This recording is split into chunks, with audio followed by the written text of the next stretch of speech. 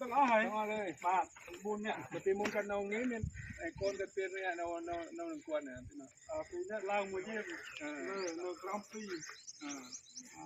ทำไมเด็กบุญเนี่ยไอ้คนเนี่ยก็เป็นบุญก็ในนาคละเราต้องพ่นเราต้องพ่นบาทเราทำร่องเราทำเอาอัดมาอัดปันโม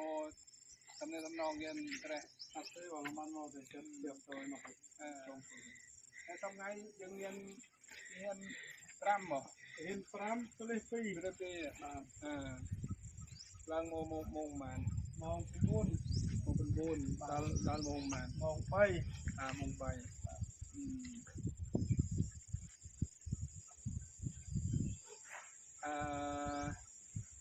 พญิวโมเนี่ยจะเป็นมุนใหญ่กันเนี่ยแต่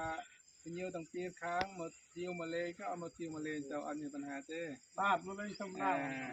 ถ่ายรูปถ่ายวิดีโอถ่ายโอ้ยก็ไอถ่ายจะอันมีปัญหาเจ้ก็เป็นทางนะบางเคยไอ้พญิวข้างไทยมาปรับบางท่าบางทีโมถ่ายรูปถ่ายวิดีโอถ่ายโอ้ยข้างที่เฮียนกัมพูชีมาปรับอัดทอดทอดมองแต่ทอดมันแต่เอาใหญ่ดีใหญ่เอาทุกเอาบ้านคนในข้างหน้าขณะให้เนี่ยห้ามมันว่าข้างมันเอาได้เถอะถ้าไม่ชอบเราแต่เอาแต่จีจุนมาเลยบ้าน